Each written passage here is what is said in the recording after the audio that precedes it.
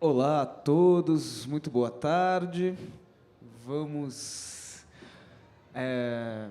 dar as boas-vindas aqui para a 9ª edição da Feira Miolos, essa feira de publicações independentes que acontece desde 2014 aqui na Biblioteca Mário de Andrade, um dos pontos mais emblemáticos do centro de São Paulo.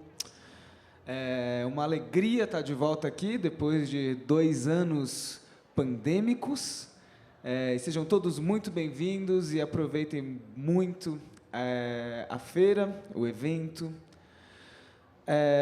Aqui estamos fazendo no auditório a Fala Miolos, que é um ciclo de conversas com diversos artistas, produtores e editores da cena independente, gráfica, que tem trabalhos fascinantes, muito interessantes, e é uma alegria poder receber essas pessoas aqui.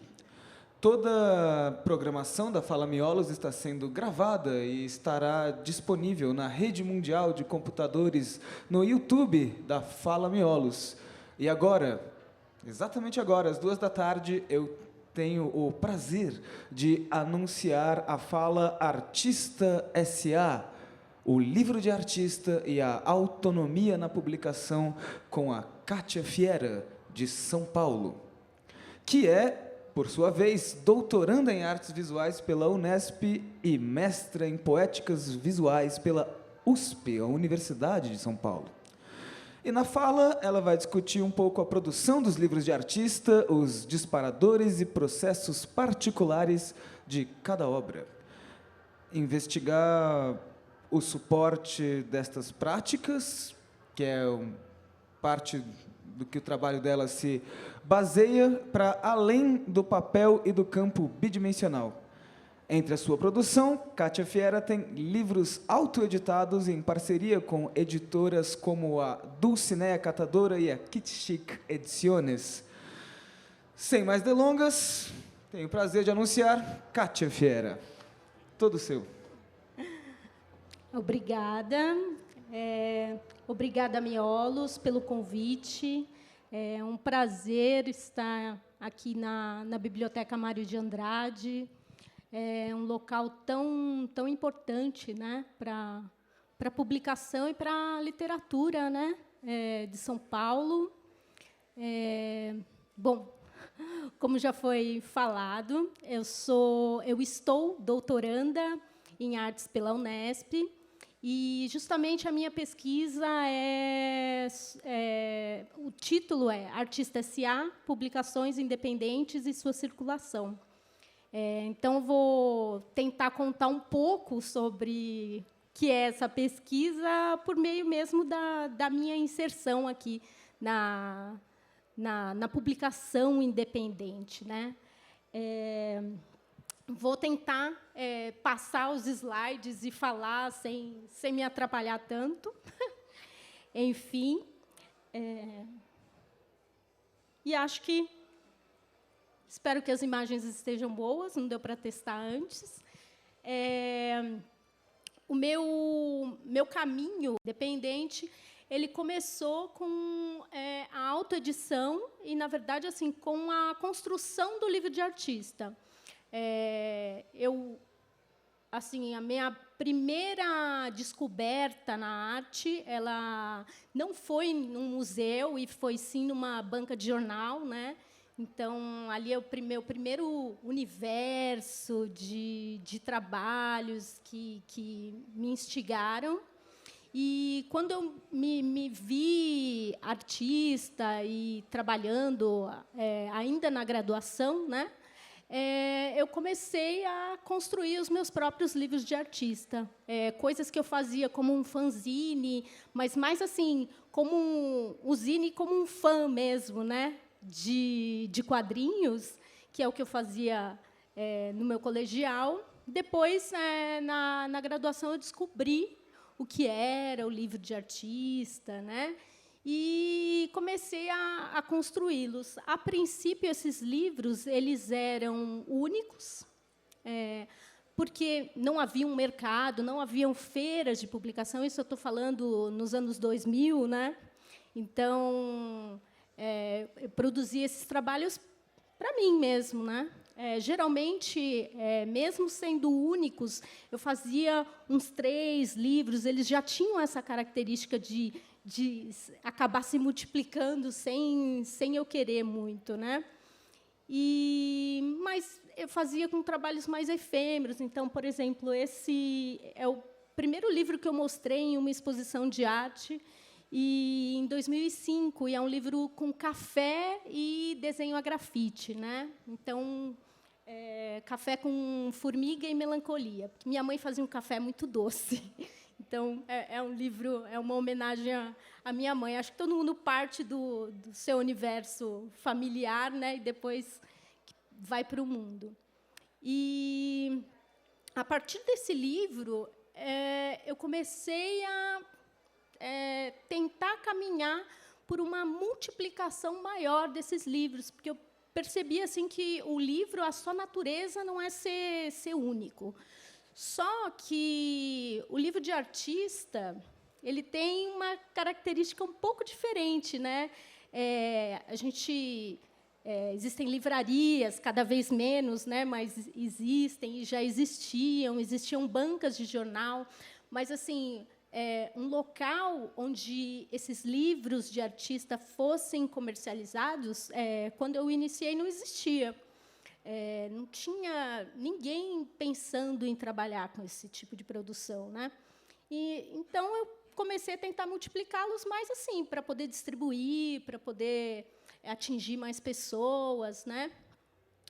Mas ainda era bem difícil, assim, por conta da própria das gráficas, do acesso às editoras, né? Ninguém estava muito aberto a editar um artista que ele já não tivesse um certo nome, né? E esse também é um outro livro que eu acabei fazendo uma edição muito pequena, né? Bem artesanal. E foi a partir desses primeiros trabalhos que eu cheguei até a Kitik Ediciones, que foi a minha primeira parceria. Esse trabalho, o desenho original, eu produzi em 2002, né? Foi um período que eu fiquei trabalhando na desativação do Carandiru, e eu fiquei 2 meses desenhando uma cerca que, enfim, ela não diria que ela não teve fim, porque ela teve fim quando terminou essa. Foi uma exposição que você podia visitar o Carandiru antes dele ser implodido, né? E quando eu saí desses 2 meses de lá de dentro, nunca mais eu mexi, não desenhei mais. E somente em 2010 é que alguém veio até mim e se interessou e falou assim: olha, isso a Kitik, eles são colombianos, mas viviam em Barcelona na época. E eles falaram: aqui não, aqui tem livrarias especializadas em livros de artista. E aí eu pensei: poxa, que legal, né? E esse livro é muito interessante porque ele foi construído já nesse processo que hoje em dia para nós é super comum, né? Que é fazer tudo via internet, porque eles estavam lá em Barcelona e eu escaneava cada página, enviava para eles, e o livro foi todo construído assim. Eu acho que é um trabalho importante para a gente pensar, que eu estou falando em publicações independentes, mas uma coisa que eu fui percebendo ao longo do tempo é que não existe artista independente. Existe publicação independente, porque a publicação é independente ao mercado, grande mercado editorial. Mas o artista, ele nunca consegue ser independente. O artista, ele precisa de parceiros, por isso o Artista S.A.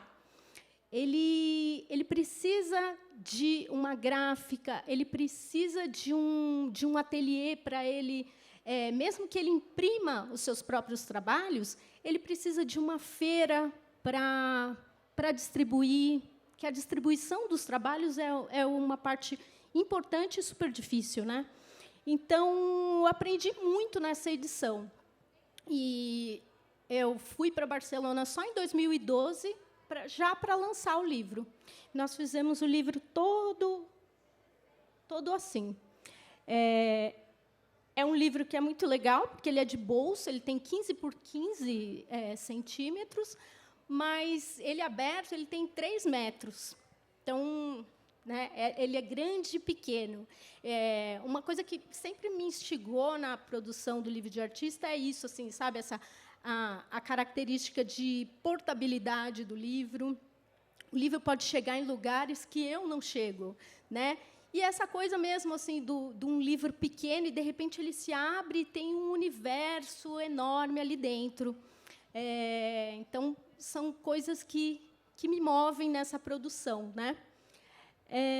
A partir dessa edição, eu comecei a ficar mais assim faminta em editar meus próprios livros. Eu gostaria de fazer mais parcerias, mas aqui no Brasil eu não encontrei esses parceiros.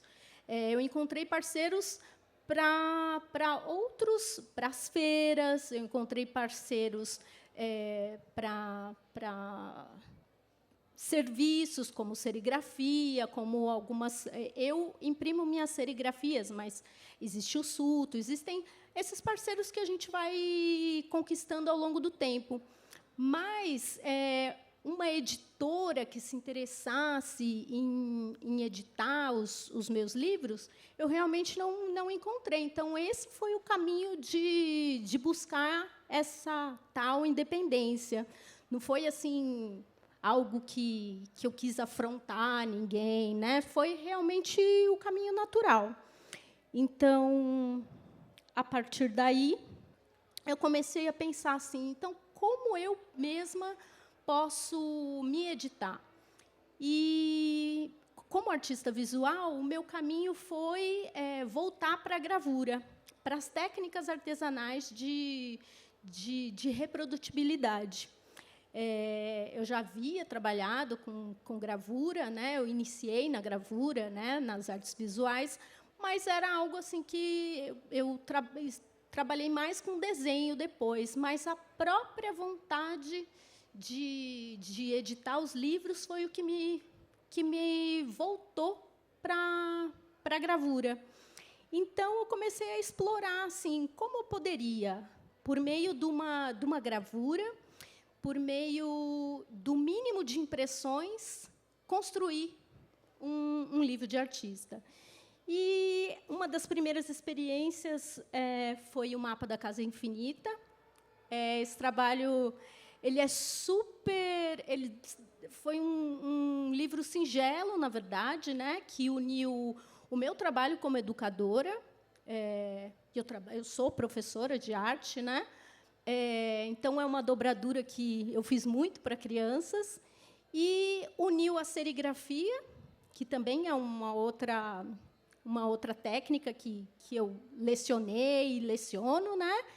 E aí eu pensei, como eu posso unir tudo isso e criar uma publicação? E o Mapa da Casa Infinita ele surgiu porque ele foi possível por meio de duas impressões. Uma impressão é a construção dessa capa, né? E a outra é o miolo. E no corte, na dobra, né? Eu descobri essa publicação. Então, é um livro que as duas abas, elas se unindo, elas formam diversos percursos por dentro dessa casa. É uma casa como uma construção da própria mente, né, da pessoa. Esse livro ele foi inspirado na mansão Winchester, né? Eu cheguei até essa história, né? É uma história da viúva da pessoa que criou as armas Winchester. E ela se dizia assombrada por espíritos que a obrigavam a construir eternamente uma casa. Então, todas as noites, ela entrava num quarto azul e os espíritos diziam que ela tinha que construir no outro dia. E aí eu fiquei fascinada com isso, assim, pensar o que uma pessoa pode construir na realidade dela por meio, às vezes, disso, assim, né? Por meio do medo, por meio, enfim, né? De um distúrbio, e assim vai, né? E, às vezes, por meio de uma fascinação, por meio do amor, né?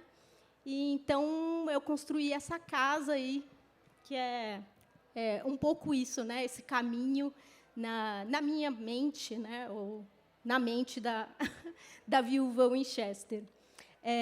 Foi um livro que, logo que eu comecei a mostrar, ele recebeu, sabe, um retorno muito bacana, assim, e que aí eu me incentivou a falar, então vou continuar, né?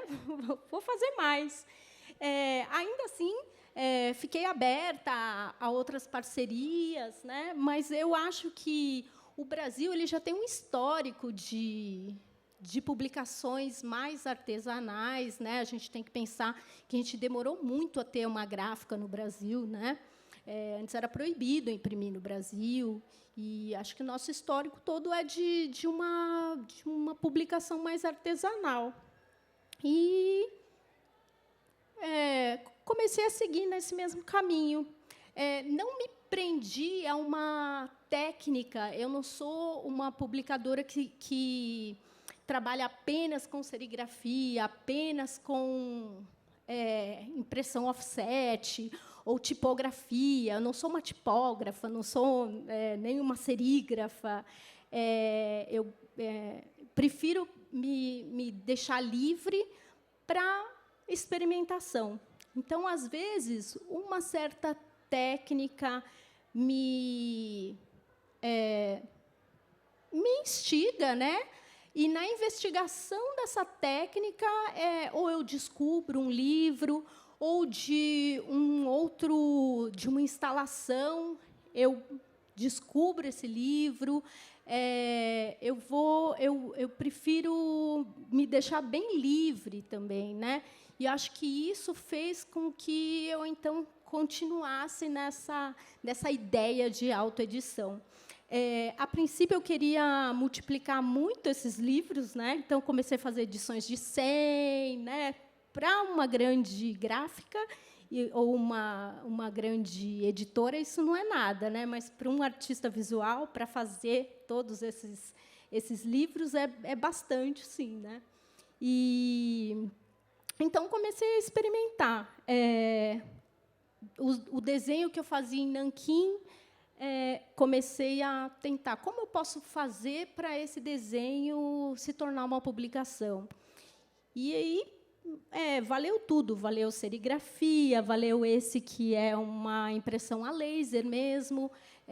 Tive convite depois para fazer esse livro em serigrafia, mas a coisa não andou, e aí eu falei, não, então eu mesma vou produzir essa edição.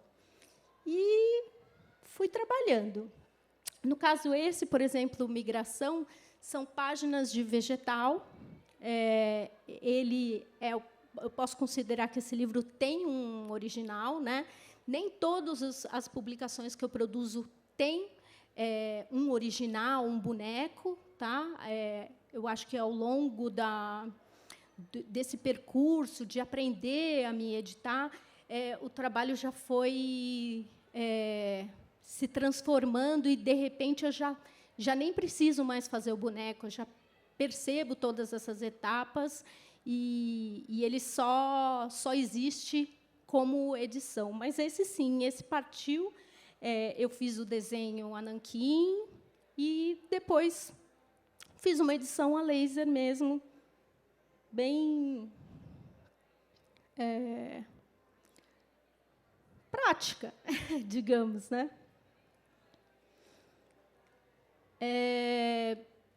Ao longo do tempo, fui descobrindo, algumas vezes, eu posso fazer todas as impressões, outras vezes eu posso fazer parcerias. No caso, essa parceria foi a serigrafia do Sulto, mais por uma questão de tempo, mas eu acho que o fato de eu trabalhar bastante, de eu saber como aquilo funciona, me ajuda a perceber o que pode funcionar, o que não, e que tipo de parceria, né, que pode me facilitar. Esse livro se chama Tombo. Não sei se também tem um detalhe. No livro de artista, de repente eu posso chamar isso de um livro, mas ele não é mais um livro, né? Eu posso só chamar isso de publicação, porque ele não tem páginas, né? Ele é quase que só a capa, né?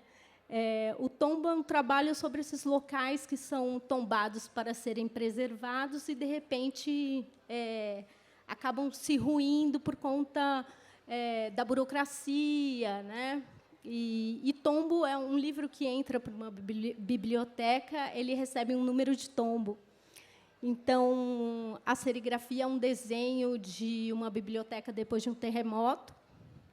E esse livro, na parte de trás, em todas as edições, eu levo para registrar uma firma da minha assinatura. E é muito interessante, porque todas as vezes que eu vou registrar a firma, alguma coisa acontece. Assim, ou eles me pedem que tem que assinar a caneta, ou volta porque não tem data, sabe? Parece que, cada vez, eles brincam comigo que tem alguma coisa na burocracia que eu preciso resolver. Mas aí eu fiz uma edição de 50 exemplares. E, enfim, é um livro que também me abriu as portas para pensar assim: será que eu preciso, tudo tem que ser livro, né? Será que eu não posso fazer livro de artista, não pode ser coisa? E eu gosto dessas coisas que param em pé.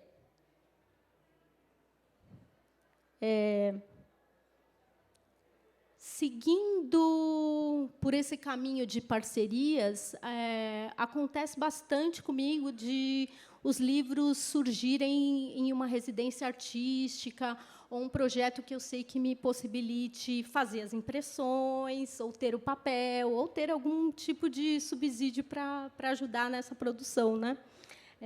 Então, no caso o Corpo de Prova, foi uma residência artística no Centro Cultural São Paulo. E a serigrafia foi toda feita por mim também, né?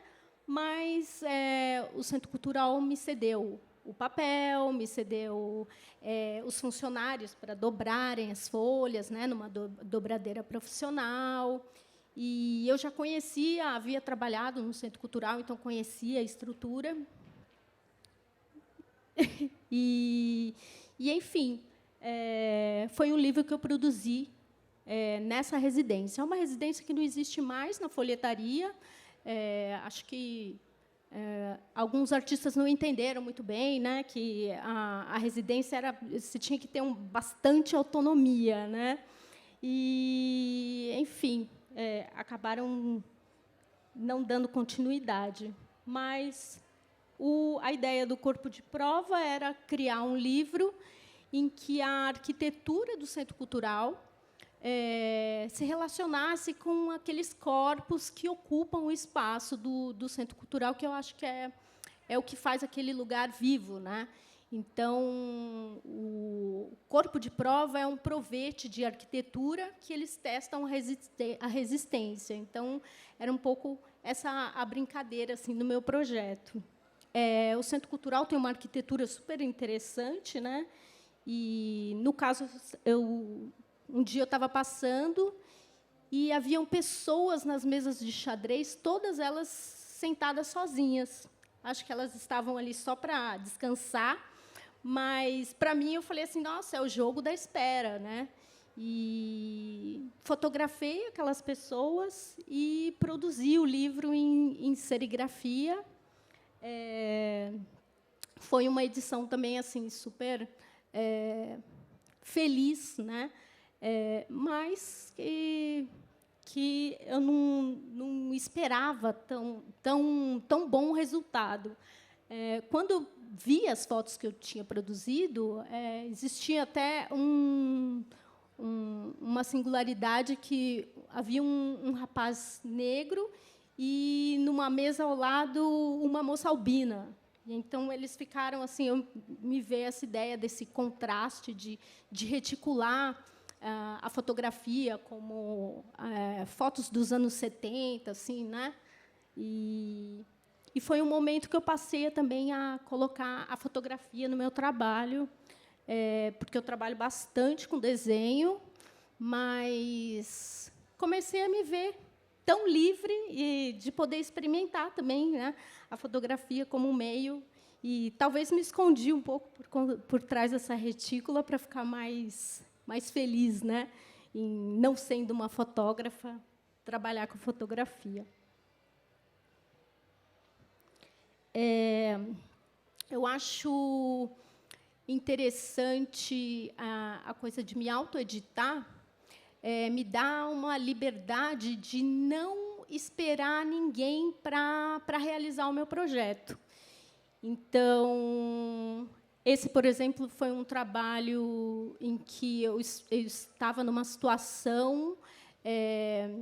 eu fiz uma residência em Paris, e, no mesmo momento onde tiveram aqueles atiradores no Bataclan, né? E aquilo foi uma situação muito complexa e que eu queria produzir algo que marcasse aquele momento. E eu já estava na serigrafia, eu fui até a França para produzir, né, um livro de artista. E, enfim, me vi naquela situação e aconteceu numa sexta-feira, né? Então, para mim, foi uma Black Friday, né? E estava justamente naquele momento, as Black Fridays e não sei o quê. E eu falei, nossa, tive uma ideia agora para uma publicação. E, imagina, se eu tivesse esperado, guardado a ideia e esperado alguém que acreditasse naquele projeto, talvez não fizesse tanto sentido, né? Mas eu fui lá, gravei a tela, fiz o fotolito à mão, com desenhos de uma praça que existe em Paris, que chama République, onde as pessoas se manifestam. E, nesse momento, as pessoas começaram a colocar flores, aquilo virou quase um monumento, assim. Foi interessante, porque é um local de manifestações mais políticas e, de repente, se tornou um local de oração, né? E aí produzi esse livro em serigrafia, com imagens de manifestações que eu achei que não eram bem-vindas lá, né? Então, pró-Palestina, algumas manifestações eu fiquei sabendo que elas eram mais reprimidas que outras. E, bom, fiz o livro, né? Eu acho essa a melhor parte de se autoeditar, realizar, entendeu? Depois, se a gente puder fazer uma segunda edição, se a gente conseguir conquistar outros parceiros, eu acho que cada vez mais, assim como uma SA mesmo, né? Uma companhia, conforme a gente vai trabalhando, pessoas vão acreditando no trabalho da gente. A gente vai conquistando parceiros, os espaços vão se abrindo para a gente, né? E a gente vai podendo realizar cada vez mais. Então, acho que é uma das lições que eu fui aprendendo com essa autoedição. Assim, tem que fazer, né? Não dá para ter só projeto, né? Você tem que realizar alguma coisa para mostrar para as pessoas que aquilo é possível, como é que você, né, trabalha. E é muito mais fácil conseguir novos parceiros, conseguir fazer uma residência artística, conseguir mandar para um edital, quando você tem um portfólio, né? Quando você tem os trabalhos realizados. Então, o meu caminho foi esse, assim, foi assim que eu fui entendendo, né? Qual era o meu mecanismo de produção, né? Uma coisa que eu aprendi também com essa trajetória, né? Que você vê, eu comecei em 2000, né? Comecei a me editar mesmo lá para 2008, comecei a buscar isso, né? Foi não multiplicar mais do que eu posso guardar e do que eu posso distribuir também, né?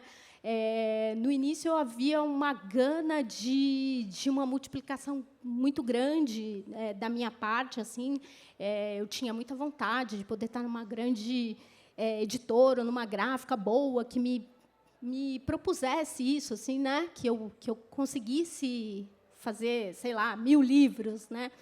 Só que com o tempo eu entendi que talvez não, né? Que talvez sejam nos pequenos projetos, onde eu possa ter mais cuidado, onde eu possa aprender com a produção mesmo, né? Do trabalho que eu estou realizando. Ali eu acho que se desenvolve mais, sabe? A própria ideia, né? Para trabalhar novos formatos, porque, no meu caso, eu não uso sempre um formato e só mudo o miolo. Para mim, no livro de artista, interessa muito a construção do livro, junto com o conteúdo, tudo faz parte, entendeu? Então, às vezes, por exemplo, no caso desse livro, que é o Viagem Pitoresca ao Boulevard Cor de Café, é o livro que eu estava em Paris para produzir. Ele se transformou num livro instalação. Então, para quem é das artes plásticas, né, está mais habituado com a instalação, mas é um livro que ele pode se desdobrar no espaço, e ele se torna um mapa da cidade de Paris até um bairro que eu descobri enquanto eu estava lá, que é um dito bairro africano. Eu fui até Paris para produzir um livro de artista que fosse uma contrapartida à viagem pitoresca do Debré ao Brasil. Faziam 200 anos que o Debré veio ao Brasil e daqui ele produziu o livro dele, Viagem Pitoresca, em litografia, e o livro dele foi um fracasso, né? E ele não vendeu praticamente nada e ficou com todos os livros e ficou falido. Mas, enfim, né? O livro dele, no final, chegou até a gente, né? Chegou até aqui, chegou até mim. Então, acho que, nesse ponto, é uma bela obra de arte. E, no meu caso, enquanto eu estava lá, eu descobri o papel que eu poderia usar.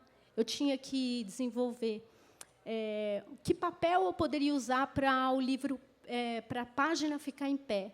Eu queria um livro que as páginas fossem os cafés de esquina. E aí, então, foi uma pesquisa.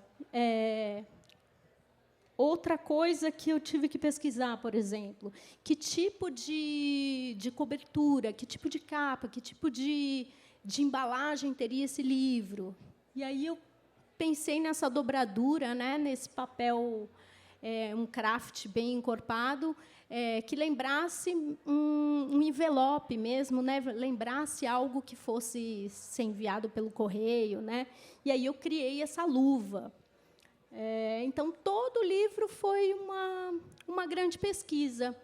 E acho que, por isso, assim, né, eu estou fazendo esse doutorado e essa pesquisa, eu sinto que se encaminha para entender esse lado da minha produção, de aprender com cada projeto. Então, os projetos são pesquisas mesmo, né?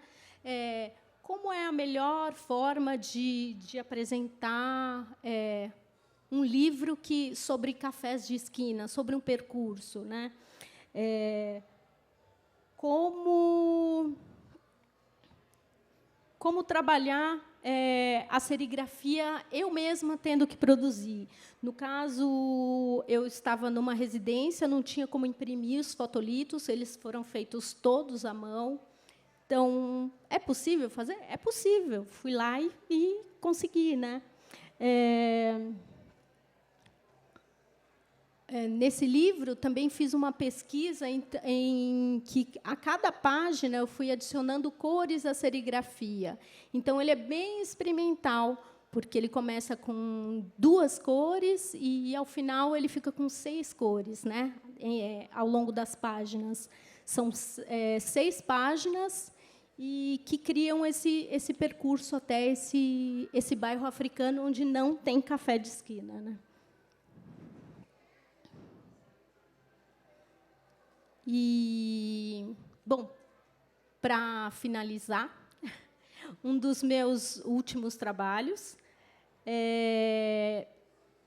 acontece também de alguns espaços eu descobri outros tipos de maquinário, né? No caso, esse livro Joelma Não Mora Mais Aqui, ele foi construído em uma residência na Red Bull Station. Também é uma residência que não existe mais. Quem sabe agora, né, com esse novo governo, a gente volte a ter mais incentivo e ter mais pessoas que acreditem também no nosso país, né, para a gente conseguir mais parceiros. Mas, nessa residência, eles possuíam um Fab Lab, que tinha uma impressora de corte a laser. E aí eu fiquei fascinada, né? Descobri que eu poderia, com o trabalho vetorizado, operar a máquina. E, então, eu mesma fiz todo o corte a laser. Também muito experimental, porque se eu tivesse que chamar alguém, né, ou indicar alguém para fazer o corte, acho que seria muito mais duro do que eu experimentando e manipulando e descobrindo até onde o papel quase queimava. Essa era uma residência que ficava no centro de São Paulo, aqui, né, de frente para o antigo edifício Joelma. Esse edifício, ao longo da residência, eu descobri que ele mudou de nome. Ele chama agora Edifício Praça das Bandeiras. E, então, na verdade, o trabalho todo é sobre um pouco isso, né, sobre esses apagamentos que as pessoas e que os lugares sofrem, assim, né? Todos os dias, eu estava no centro de São Paulo, eu via pessoas entrando num emprego novo e ficando felizes, ou tristes porque tinham sido demitidas, né? E um dia uma funcionária do Red Bull faleceu e eles tinha que fingir que nada tinha acontecido. E aquilo para mim foi muito chocante. Foi como um edifício que muda de nome para apagar a sua história, assim, né? Então, o livro não é sobre o incêndio do Joelma. O livro é sobre esses pequenos desastres que acontecem todos os dias e que a gente, às vezes, passa por cima, né? Às vezes, as pessoas ficavam muito assim, meu Deus, aconteceu um incêndio nesse prédio. Mas, às vezes, as pessoas não sofrem por alguém que está ali, que ela pode realmente ajudar, né? Às vezes a gente não lida muito bem com isso, né? A gente se dói por grandes tragédias, mas as tragédias que a gente vê todo dia aí, a gente às vezes apaga, né? Ou passa por cima. Então era um pouco isso, assim. O livro é sobre essa Cláudia. E aí eu vou discorrendo, né, sobre essa funcionária fantasma que um dia, invisível, né, se libertou. Lógico, o livro é o formato do edifício Joelma, que para mim sempre vai ser o Joelma, né? E foi um projeto muito bacana, assim. A partir deste livro e desses cortes a laser, eu criei umas serigrafias, que são as serigrafias que eu estou lançando aqui na feira. Então, as figuras que pulam do prédio, né? eu peguei todas essas figuras e manipulei. Ao longo da pandemia, eu criei animações com esses papéis que eu tinha, porque, enfim, não tinha acesso à gráfica, não tinha acesso ao ateliê, não tinha nada, né?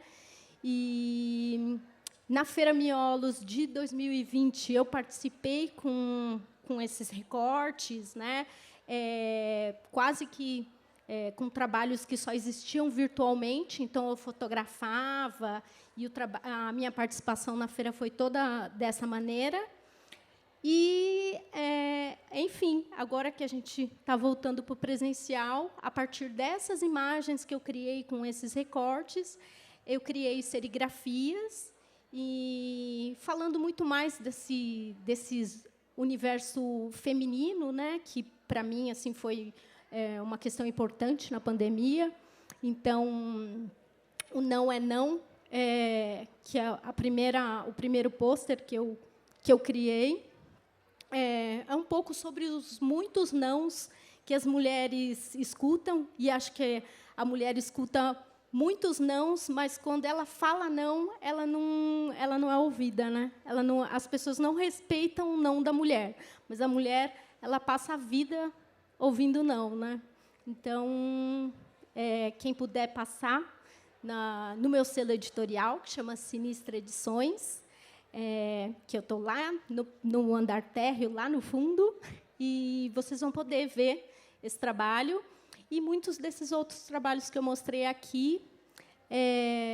Espero que eu tenha explicado um pouco, né, dessa minha proposta do que é ser um artista SA, mas, basicamente, é isso. Assim, eu acho que a parceria com a Miolos, a parceria com a Biblioteca Mário de Andrade, agradecer ao Jurandir Valença, amigo de longa data, e que bom, né, que está aqui presidindo esse espaço, que, com certeza, ele está sendo bem cuidado. E quero agradecer a Miolos pelo convite. E abro agora a palavra, se alguém tiver alguma pergunta, alguma questão. Tá? E foi um prazer falar para vocês. Alguém tem alguma pergunta? Esse é o momento para sanar todas as suas dúvidas sobre livros de artista. Alguém? Acho que não. Muito obrigado, Kátia. Eu que agradeço. Foi incrível. Não deixem de passar lá, na mesa da Sinistra Edições. E é isso. Agradecer mais uma vez. E daqui a pouco, às 3 horas, nós temos a Neide Jalageias, da Quinoros Editora.